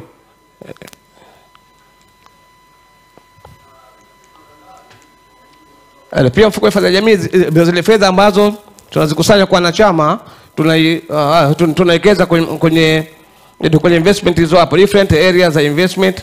Kwanza tunaweka kwenye money market, bond, share, tunamiliki makampuni mbalimbali. Lakini tunawekeza kwenye infrastructure za Tanzania nzima, tunawekeza kwenye real estate kama alivyozungumza Mr. Sultan na mkurugenzi wa ZIPA. Tuna real estate nyingi pale Zanzibar, tumejenga ZCCF. Lakini vile vile tunatoa loan kwa government zote mbili, ikiwa ndio zitahitaji loan tunatoa sisi ZCCF ili kuweza kusupport government. Hii ni picha ya money market. Tuna invest kwenye USD na tuna invest kwenye T-shilling. Lakini tuna invest banks, tuna deal na benki nyingi. Lakini vile vile tuna invest kwenye bond na share kama tulivyozungumza. Tuna invest kwenye Islamic bond. Sasa hivi kuna sukuk, amekuja Profesa Wasame ameeleza hapa kuhusu Dr. Sukuk. Lakini na ZCCF na vile vile tunawekeza kwenye sukuk. tunawekeza kwenye huu ni mradi wetu mpya kwa wale watu wenyeji wa Zanzibar ambao watu mnakuja Zanzibar. Mkifika pale Zanzibar mjini mtakuta na haya magesho yale mapya tumejenga juzi, ni magesho ya magari ya kisasa kabisa. Lakini sasa hivi tuko na project mpya ya mabasi Zanzibar, tunakwenda kubadilisha transportation system. Sasa hivi tuna local transportation system, tunakuwa na modern kabisa transportation system. Kwa hiyo sisi safe sasa hivi tumeanza kujenga vituo vya mabasi, tutajenga vituo vya mabasi Zanzibar nzima kwa ajili ya kuweka mabasi mapya ya kisasa kabisa. Lakini hiki nacho ni kituo kingine cha mabasi kitakachojengwa pale Malindi na mfuko wetu wa fadhili ya jamii Zanzibar.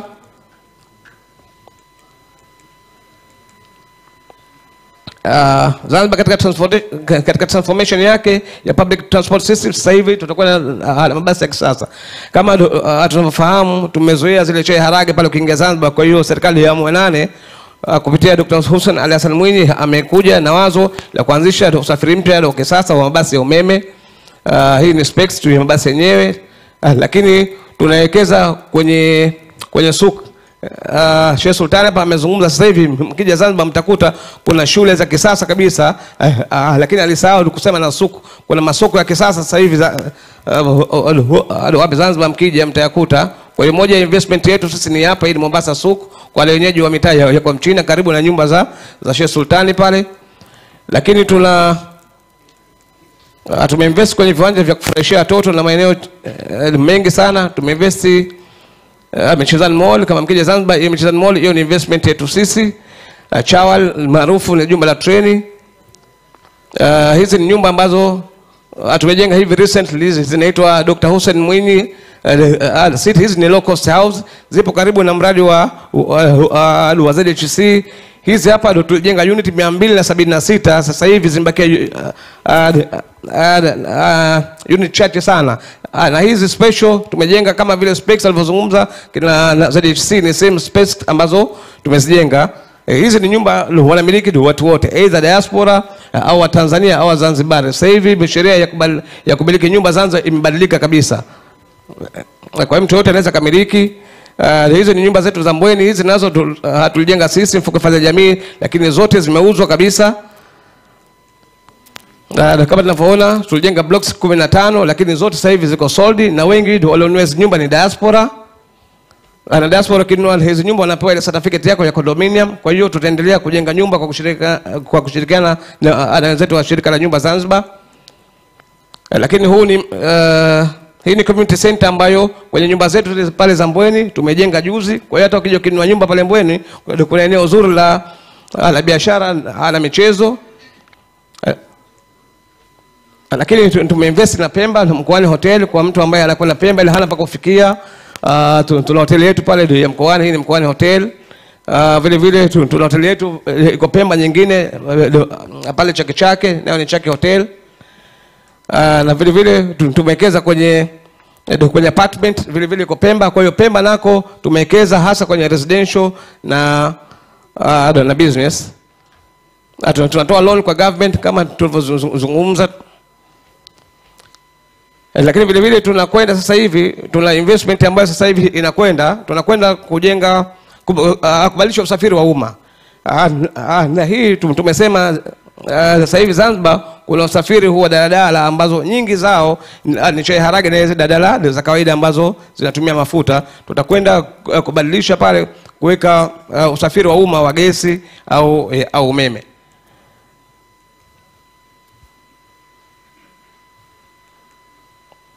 Kwa hiyo tumefikia mwisho, lakini nataka niombe kitu kimoja. Diasporas wengi wanakaa nje ya nchi za nchi zao kwa zaidi ya miaka 10, 15 au 20 au wherever. Lakini inafika muda wanatamani kurudi majumbani kwao kwenye zile nchi zao za asili. Lakini pale wanaporudi wanafikiria sasa mimi nikirudi kule nitafanya investment gani? Unaweza ukamkuta labda diaspora kule wapi kwenye nchi yake ana usafiri wa daladala au ana investment yote ndogo tu. Ile investment wakati yeye hayupo, jamaa zake au ndugu zake ndio wanaishughulikia. Lakini atakaporudi investment ile ambayo inashirikiwa na dogo zake, yeye diaspora investment ile atataka imhudumie. Sasa kumekuwa kuna changamoto nyingi sana, na kwa sababu tu ile diaspora wengi hawajiwekei hizi hifadhi za jamii. Kwa hiyo mimi naomba diaspora tujiungeni na hii mifuko ya hifadhi ya jamii, kwa sababu ukifika miaka 55 hizi pension funds zinakulipa wewe gratuity in lump sum. Kwa hiyo hata ukirudi kule kwenye nchi yako ambako wewe ulikuwa unajiwekea hifadhi ya jamii, wakati huo uko mbali na nchi yako, utapata ile gratuity, alafu kila mwisho wa mwezi utapata monthly pension. Kwa hiyo ni muhimu sana jamani kuchangia kwenye mifuko ya hifadhi ya jamii ya nchi zenu wakati upo nje ya nchi yako, ili ukifika miaka 55 au miaka 60 au utakapofikwa na tatizo lolote, basi ile pension fund iweze kukupatia fedha. Sasa hivi tumekuwa tunapata shida sana pale, unakuta kuna diaspora wameondoka kwenye nchi zao, lakini wameacha kuchangia. Wanaporudi sasa unakuta ana miaka 55, yule mtu uliyemwacha pale kwenye nchi yako, unakuta wengi wao wana maisha mazuri kuliko hata wale diaspora, kusema kweli, kwa sababu umekuja huku umefanya kazi miaka mingi, sasa unataka kurudi, unarudi nacho kile cha mkononi kwako tu. Kwa hiyo hizi pension fund jamani, kusema kweli zina umuhimu mkubwa sana. Mkipata nafasi mjisajili kwenye pension fund za nchi zenu, na mchangie kidogo. Once utapoamua kurudi pale au utapofika umri wa retirement, basi pension fund zitakupatia kinua mgongo na pension ya kila mwisho wa mwezi. Baada ya kusema hayo, mimi nashukuru sana kwa kunisikiliza, na karibuni sana ZSSF Zanzibar Social Security Fund. Asanteni sana.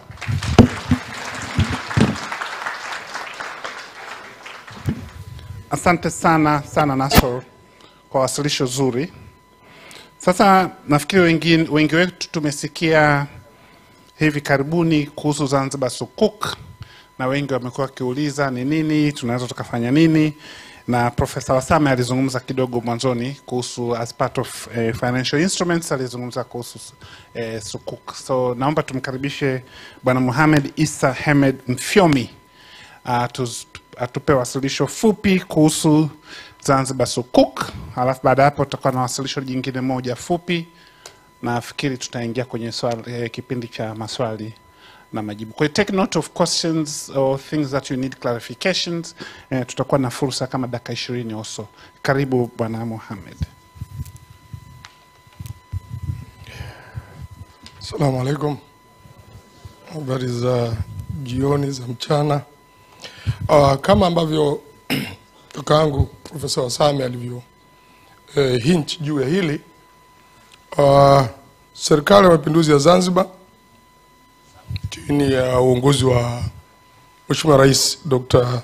Hussein Ali Mwinyi ilifikia maamuzi ya kutafuta alternative financing kwa ajili ya miradi ya maendeleo ya serikali. Na Sukuk ni investment instrument. Bahati mbaya muda ni mdogo sana, but nitajaribu kuiweka kwa kama walimu tuna namna ya kucondense. Sukuk ni investment certificate of equal value in which investors become beneficial owners of an asset, a portfolio of assets, a project, or any economic activity. You can compare it, unaweza ukalinganisha kama share, lakini sio share, kwa sababu shares unapata dividends mwishoni. Shares unatoa share, baadaye unaweza ukaondoka kwenye share and so on. Lakini hizi ni investment zinaitwa passive investment. Passive, not active. Kwa sababu wewe hufanyi chochote. Ukisha invest pale, unachosubiri ni kupata zile returns to your investment. Kwenye capital markets zinaitwa coupons or coupon payment. Sasa Sukuk hii ya Serikali ya Mapinduzi ya Zanzibar, it's a budgetary instrument, na nchi nyingi duniani zinafanya hivyo. I'm proud to be in London kwa sababu mimi nimekuwa nayaangalia Uingereza is a pioneer kwenye nchi ambazo not purely Islamic kwenye Sukuk bond. 2014, now it's almost 10 years more. Serikali ya Uingereza ilichukua maamuzi ya kuissue Sukuk bond. The first it was in the Western world. David Cameron was the PM by then. Na ilichokifanya serikali ni kuissue hiyo Sukuk bond 200 million pounds. And it was 5-year maturity. Kwa sababu Sukuk or bond, they have maturity. 5-year maturity, It ended in 2019. In the middle of COVID-19, UK issued the second Sukuk, which was 500 million pounds. While we back in Africa, we are coming to UK and asking for assistance. So big up for UK. You did it and we are coping. So serikali ya mapinduzi imeona kwa hali ilivyo ni lazima kutafuta alternative financing, na hii ni kwa mujibu wa Wizara ya Fedha ya Jamhuri ya Muungano. Kuna policy inaitwa Alternative Project Financing Strategy Policy.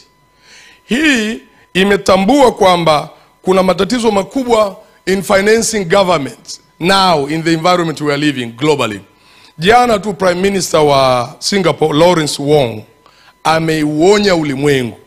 The world is not going to be the same again. With the tariff measures ambazo UK inachukua, the world is changing. World Trade Organization is going to be transformed and maybe it will no longer exist.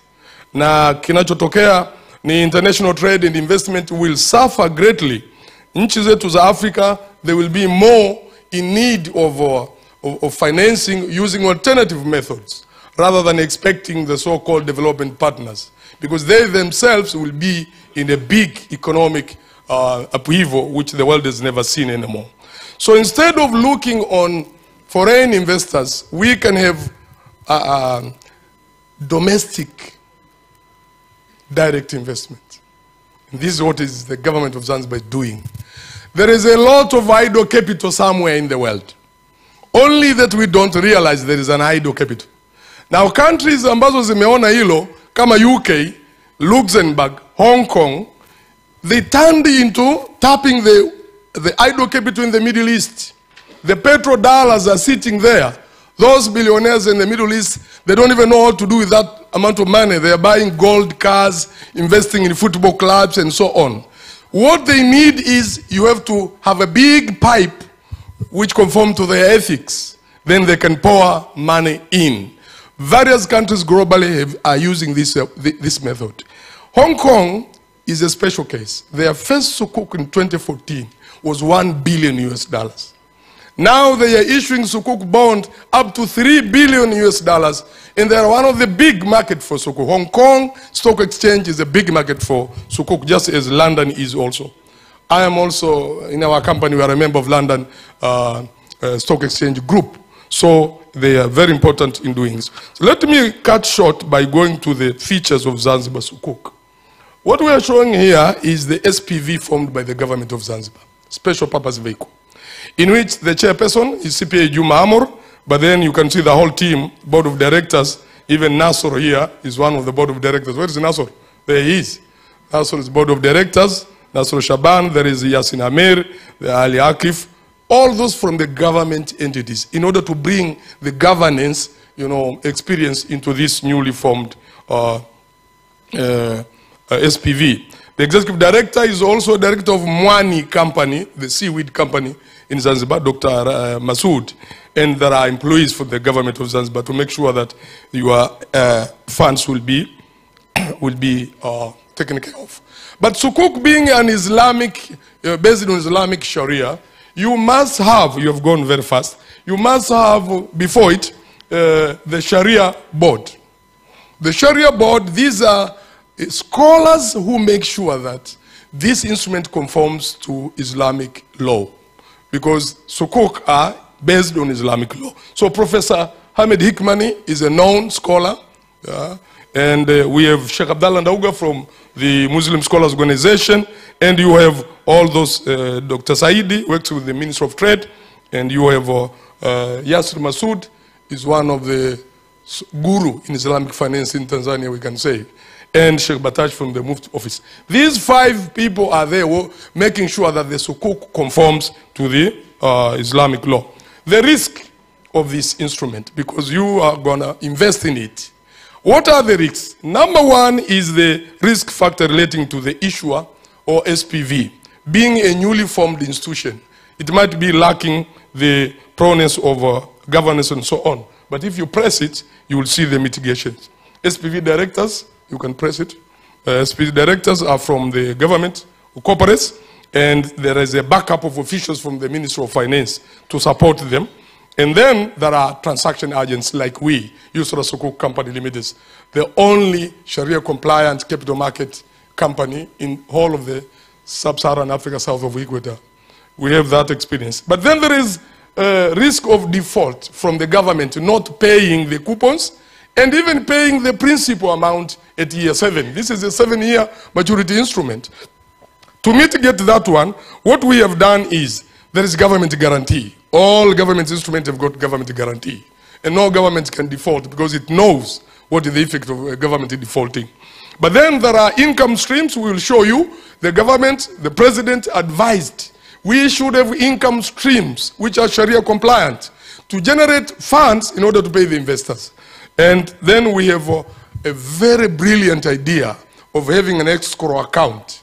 Escrow account which will be generating income. Up to year 7, we will have already set aside your money. The Sukuk is 1.115 trillion Tanzanian shillings, 446 million US dollars. But this amount has to be paid back at the end. How do you prepare? You have an escrow account, which will be put in a Mudharaba fixed deposit, generating income every year. And you will discover, as we'll show you here, it's a very brilliant idea because at the end you will have money to pay the investors back and we have an extra amount we have generated out of the same. And then there is a political risk. People are fearing maybe President Dr. Hussein Al-Mwinyi will be out of office by year 2032. So what will happen? Will another president follow up with this? Yes, because this instrument is a government instrument, number one. Number two, it was approved, the budget was approved by the Zanzibar Revolutionary House of Representatives. And then it was approved by the Revolutionary Council. So it was all the legal, regulatory, administrative mandate. No president will say, this was not under my leadership, therefore I'm not going to honor the obligations of the investors. And then mitigation for the money related, like, valuation. If you invest, this is a dual currency instrument. You can invest in Tanzanian shillings, you can invest in US dollars. Unfortunately, we didn't put the third currency, Great Britain pound sterling. We didn't put it. Maybe in the future, the government will think about it. But, well, you can invest using US dollars. And these are the income streams which have been set aside. Airport safety fee, when you go to Zanzibar, you pay the fee. Some of it will be in order to pay back the investors. You have the infrastructure fund, you have the consolidation fund, and Zipa, he's here. They will contribute 10% of the transfer and share. So you see the total amount to be contributed is 1.667 trillion Tanzanian shillings, well above the amount which the government is raising, which is 1.115. So you have an extra amount there, and this is make sure that we are in the safe side. The following slide shows what I was telling you. The escrow account, if you take 1.115 trillion Tanzanian shillings, divide by 7 years, you will get 159.285 billion. Now, if you put in an account which is generating yearly, we have already gotten a bank which is ready to give the government a return of 11.5% per annum. So the whole amount will be produced. We get already this amount by year 7 to pay back your money, and then there is an extra of 46%, which is 512.9 billion. This will go into the development projects by the government. This instrument is based on a Sharia contract known as Ijara Manfa or Usufruct lease. There are lease of tangible assets and there is a lease of usufruct also. Also, this is a public offer. It is be sold to the public, domestic, but internationally you can invest. It has been rated by Sovereign Africa Rating from South Africa. And it is tradable, which means you can sell it to another. You don't have to wait until year 7.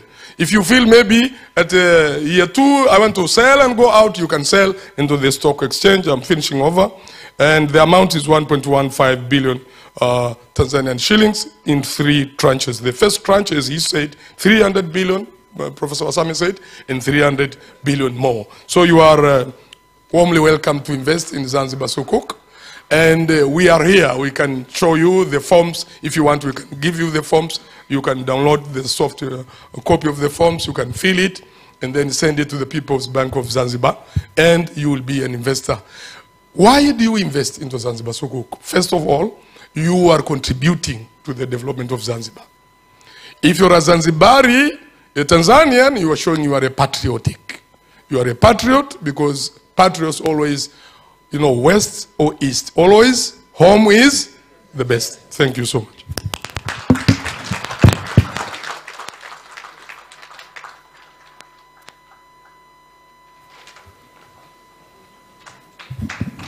Asante sana Sheikh Mohamed Isa Hamed, a certified Sukuk professional. I think sijawahi kupata lecture nzuri ya Sukuk bond kama leo. Asante sana Prof. Prof. Sheikh. Asante sana. I'm sure tungekupa muda zaidi tungefaidi pia zaidi. Lakini if we need more information about the Zanzibar Sukuk, please let's contact Sheikh Mohamed Isa Hamed. Najua it has been a marathon of presentations. Tumebakiza moja, and I'm sure it's going to be exciting. Benjamin Fernandez, young innovator kwenye issues za fintech, founder, CEO wa Nala. Tutampa dakika chache atupe na a teaser about Nala, and then we will go into Q&A. Benjamin Fernandez, you make us proud always. I think you are the first Tanzanian kwenda New York Stock Exchange. Oh, okay. Haya, utatuambia zaidi. Haya. You 10 minutes? 5 minutes. Haya. Asante, nashukuru sana. Salamu alaikum. Bwana Yesu asifiwe. Kwanza kabisa nashukuru Mungu kwa kutupa nafasi kukaa hapa London pamoja. Mimi mwenyewe nimefika London kwa mara ya kwanza like 3 years ago. Sija kuishi London, so nimepokelewa na hali ya hewa cha kulalamika kila siku. So it's good to see everybody. Kwa wale ambao ni washabiki wa Manchester United, weka mkono juu. I say pole sana. Dakika 45 paka tuchapo, sijui itakuwa ngapi leo, lakini tuombe Mungu tusipigwe sana. Anyway, mimi ni mwanzilishi wa kampuni ya Nala, and it's tunafanya biashara ya kutuma fedha kutoka Marekani, Uingereza, nchi 19 Ulaya kwenda nchi 11 Afrika, japo of course Tanzania ni nyumbani. And juzi tukafungua nchi zingine, Philippines, Pakistan, India, na tunafanya kazi, sio kazi rahisi, but tunajitahidi sana kama kampuni ya Kitanzania ku expand into many countries internationally. So of course kwenye events hapa ubalozini najaribu kusupport and try to support in many ways that we can with the embassy and the work that Ambassador Mbelwa is doing. And I know it's not easy, but it's nice to see so many people here. So leo 3 years ago tulikuwa na wateja kama 50 hivi, and mostly walikuwa wa Kenya, and leo nifurahi kusema tuna wateja 500,000 in 3 years. And ningependa kuwashukuru sana wa Tanzania ambao wanatupush, na Wazanzibari pia wanatupush kwenye community zenu, and also kuambia rafiki zako ambao wanaweza kutumia Nala. Inatusaidia sana. Mimi kama kijana wa Kitanzania inanipa moyo sana kupush. 2022 hii picha ni Zanzibar. Nilipeleka timu yangu yote Zanzibar. Watanzania wapo, wazungu pia wapo. Tulikaa hapa Zanzibar, nikasema okay, within 3 years nataka tufike at least wateja 100,000. So of course ilikuwa big dream kufika pale, na tulivyofika wateja 500,000 nikasema sawa, turudi Zanzibar, na hii ndio timu yangu Zanzibar sasa hivi. So tufika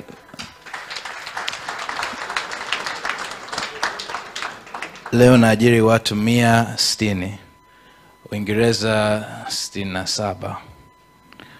Kila mtu ambaye anafanya biashara hapa unajua kuajiri watu Uingereza ni bei kubwa sana, na pia kumtoa mtu ofisini pia ni bei kubwa sana. Kuna sheria nyingi sana, and kuna watu kutoka nchi 35 kwenye timu yangu. Of course najaribu kuwakilisha Tanzania. Kila mtu hapa nimewapeleka Zanzibar, kila mtu kwenye kampuni yangu anajua kampuni imezaliwa Tanzania, lakini kupambana na kampuni zingine ni ngumu. So tunajitahidi, na ningependa kuomba tu Watanzania ambao wapo hapa na Wazanzibari, sisi ni kampuni ambayo unaweza kupeleka hela kwenye benki zote Tanzania, pia PPZ, Zantel, mtandao zote za simu, TTCL, Airtel, Vodacom, M-Pesa, Tigo Pesa, sijui inaitwa Yas. Kampuni zote za Tanzania na benki zote Tanzania, ni kampuni pekee ambayo tunapeleka kwenye account zote Tanzania. And kama kuna mtu hapa ambaye hajawahi kutumia Nala, tunajitahidi. Leo namba uscan hii code kama hujawahi kutumia Nala, na unaweza kudownload app. Ukidownload leo, mimi mtakaa hapo nje, uje kwangu nitakurushia pound 10 bure. Kama hujawahi kutumia Nala, namba uscan hiyo code upakue. Kwanza kabla sija kutumia ile pound 10 nitakuuliza kwa nini mpaka leo hujatumia Nala. Alafu kama huna jibu utaniangusha. Maana kiukweli ni sio biashara rahisi kuendesha, hasa hapa Uingereza na Marekani. Tuna competition nyingi sana na kampuni nyingi sana ambazo tunapambana nao, ambao wana hela nyingi sana kuliko hata sisi, baadhi kama Sendwave, Remitly, lakini tunajitahidi always kuwapa rate kuliko zote. Hiyo rate ni ya leo, nimecheck leo kabla sijaja hapa. So we are always trying to be the best, lakini ni ngumu, it's not easy. Tunajitahidi sana. Kwa hiyo namba kama hujapakua app, scan hiyo code, pakua hiyo app leo. Mimi mtakaa hapo nje mwishoni, tunaweza kupiga picha tukaongea, lakini utanijambia kwa nini mpaka leo hujatumia Nala. Anyway, that's all I have to say. Tunajitahidi and tuombe tu, ni request yangu moja, tuombe as we continue to grow the business. You know, mimi nampongeza kila mfanyabiashara hapa kutoka Zanzibar au Tanzania ambao wanaishi hapa Uingereza. Najua kuanzisha biashara ni ngumu, kutengeneza biashara ni ngumu, kuna changamoto ambayo unapita wewe binafsi tu unajua. So mimi naomba Mungu akupe nguvu, na pia mimi naomba mniombee tu. Bas, asante sana, mbarikiwe.